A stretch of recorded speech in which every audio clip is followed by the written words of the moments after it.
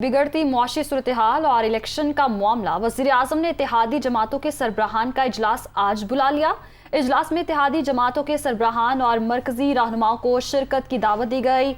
वज़ीर आज़म इत्तेहादियों को दौरे लंदन पर एतमाद में लेंगे। IMF से नए मुआशी पैकेज या मौजूदा मुआहदे पर भी बातचीत होगी। इसके साथ साथ इमरान खान के लॉन्ग मार्च से निमटने की हिकमत अमली और इंतखाबी इस्लाहात पर भी तबादला ख्याल होगा। क्या फैसले होने जा रहे हैं, जान लेते हैं। हमारे नुमाइंदे यासिर मलिक हमारे साथ मौजूद है।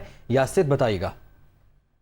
जी बिल्कुल, देखिए, बिगड़ती मुआशी सूरत हाल और इलेक्शन का ये मामला है। वजीर आजम शहबाज शरीफ ने इत्तेहादी जमातों के सरबराहान का इजलास जो है वो आज बुला लिया है। इजलास वजीर आजम हाउस में शहबाज शरीफ की जेर सदारत होगा। इजलास में तमाम इत्तेहादी जमातों के सरबराहान और मरकजी रहनुमाओं को शिरकत की दावत दी गई है।